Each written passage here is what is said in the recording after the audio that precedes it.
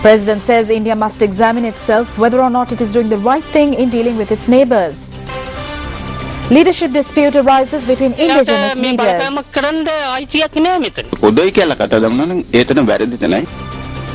Minister Champika Ranawaka says the Norat Shole power plant is still unoperational.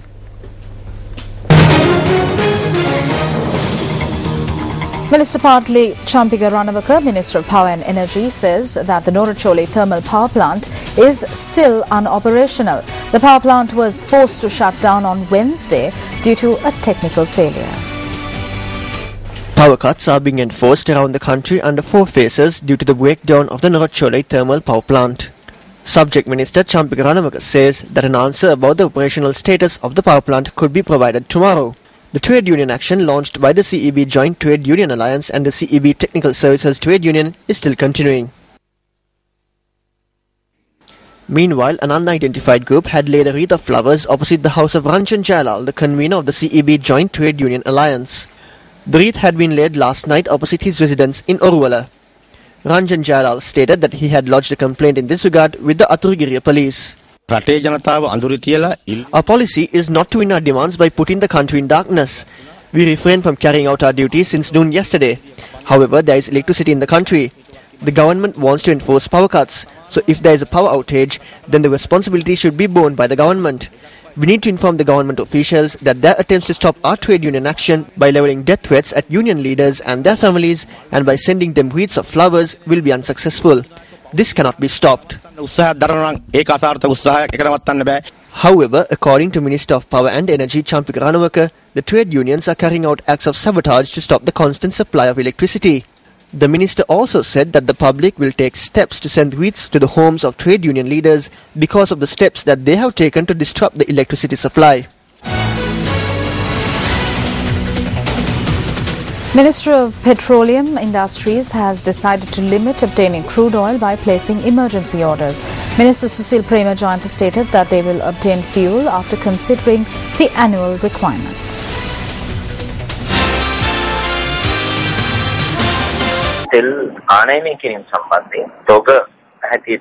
We are hoping to limit placing emergency orders and call for tenders through newspaper advertisements and buy stocks for a particular time period.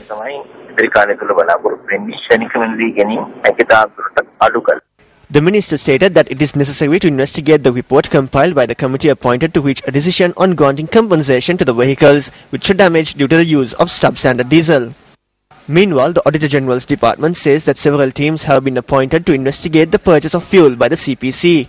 Auditor General H.A.S. Samaravira said that investigations were launched following an order issued by the Parliamentary Committee on Public Enterprises.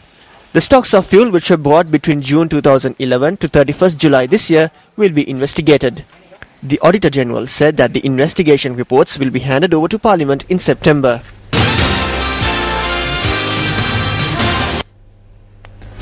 Well, on a lighter note, let's take a look at the newspaper cartoon of the day.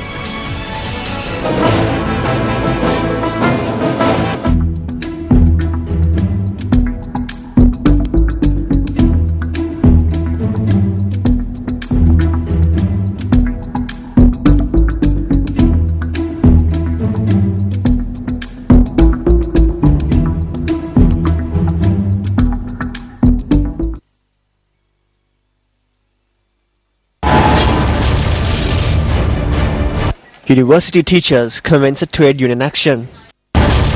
3 rounds of discussions held. Discussions proved to be unsuccessful.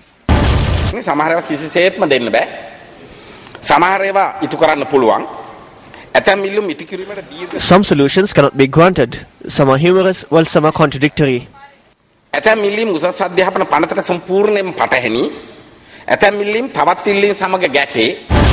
If they say that this is humorous after 45 days, then how can they take this administration forward? When there are no intelligent people, the rulers can play the fool. We cannot let this happen. The educational activities of over 80,000 students in 14 universities have been hampered for over a month. What will happen to the future of these children? Former Army Commander Sarat Fonseca says that he will commit towards creating a people's government. He expressed this view at a public meeting in Tanamalvila today. Former Army Commander Sarath Fonseca was warmly welcomed in the Thanamalvila town. මම රටට දෙන්නේ ඊටම සරල පොරොන්දු ජනහිතකාමී පොරොන්දු අපට I gave this country very simple promises. What we need is to give the public a people's government which is elected by the people. We will make all possible commitments for that purpose. Even though we say that freedom was obtained 50 years ago, there are certain things which the rulers of the country eventually took away from the public. Firstly, the public lost democracy. Then there is no responsibility, justice and fairness in the country. The public cannot obtain justice due to political interference. ජනතාවට අවශ්‍ය යුක්තිය සාධාරණය ලබා ගන්න බෑ දේශපාලන ඇගිලි ගැහිම් නිසා. දැන් බැලුවම ණය පිට ණය. දැන් We have taken loans over loans. A loan worth $15 billion has been obtained from the US. The generations after these little children will also have to pay back these loans. This is what saddens me. We will die, but it is the children of these little children who will have to pay back these loans. I also constructed courts everywhere in the island, but we didn't obtain loans and aids. මේ ලංකාවේ හැමතැනම උසාවි හැදුවා. ණය ගත්තේ නැහැ. අපි ආධාර ගත්තේ.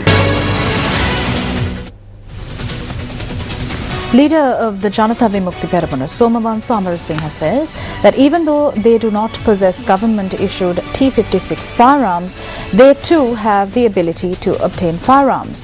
He made this statement during a function held in Nochiagama.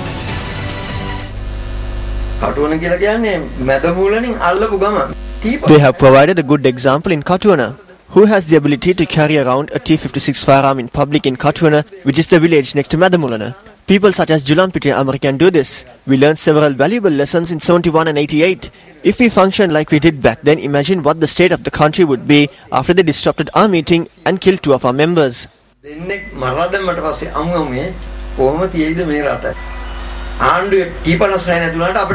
Even though we don't have government firearms, we too can find firearms. We gave it up 18 years ago.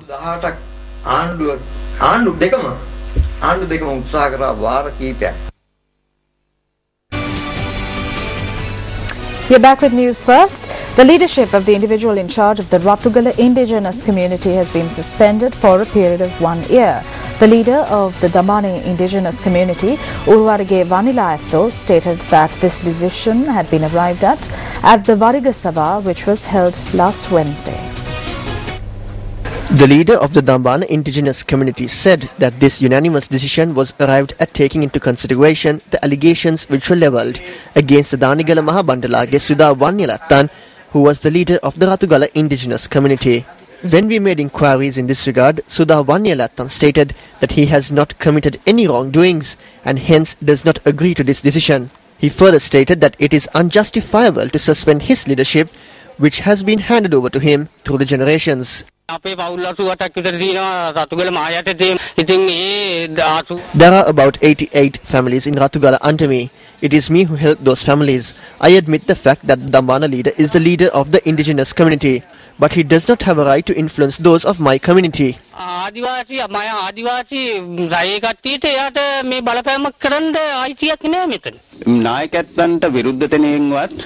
This decision was taken to mold him to become a better individual. If he says that the leadership was handed over to him through the generations and hence I do not have a right to remove him, that is where he goes wrong. He should be determined to correct his mistakes and become a better individual.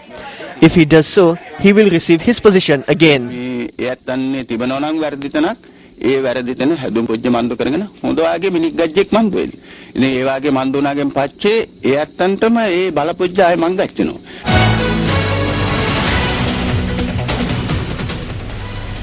A special mass was held in Colombo yesterday to mark the centenary celebration of the St. Patrick's College Jaffna Old Boys Union Colombo branch. The special mass was held at the St. Theresa's Church in Thimirigasiaya under the patronage of Right Reverend Kingsley Swami Pillai, the Bishop of Trincomalee.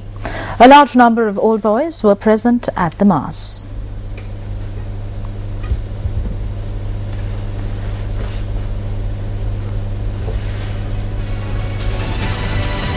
And up next is Action TV.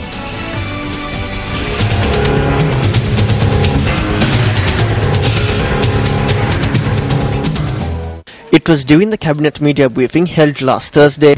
It was revealed that the Director General of Health Services, who completed his third service extension last Monday, was given yet another 1-month service extension. සෞඛ්‍ය සේවා අධ්‍යක්ෂක general දුරේ දැන් මේ පෞද්ගලික සෞදේ ඉඳලා පුරප්පාඩු වෙලා තියෙනවා. දැන් ඒ සම්බන්ධයෙන් අමාත්‍ය මණ්ඩලයේ තීරණයක් කරන් තියෙනවා. නෑ. No. It is the minister who will decide whether he will be kept in that position or will he be removed. Based on that decision, interviews will be called for and a new person will be appointed. The Health Services Trade Union Confederation informed the media yesterday on this 1-month service extension, which is said to be given not by the Cabinet of Ministers but by the subject minister, and the reason which are said to have affected this decision. The trade union representatives point out that Circular number 24 of 2011 has provided the required guidelines on taking necessary steps in advance to fill the position when an individual who was holding a chief post in a department is retiring. However, the trade union alleges that the ministry was unable to take necessary steps in advance to fill the vacancy. They point out that a crisis has arisen owing to the inability of the ministry to do so. Only one person can be the Director General of Health Services. However, at present, around 8 persons think that they are the next Director General. However, the stance of this trade union since last July was that the Director General of Health Services should be given yet another service extension. The report issued by the Presidential Investigation Unit in connection to the discrepancies said to have been made by the Health Services Director General is not been accepted by the representatives of these trade unions. Questions were raised regarding the discrepancies at the Cabinet media briefing last Thursday as well. A month's extension was given. There are allegations and they are being investigated. As the Cabinet spokesperson, Minister Keheliya Ramukwala said that investigations are ongoing. It's good, but it should happen. Benakshan TV inquired as to whether further investigations would be launched regarding the discrepancies which are said to have been made. The director of the Presidential Investigation Unit said that further investigations were carried out and its recommendations were handed over to the Presidential Secretary last Tuesday.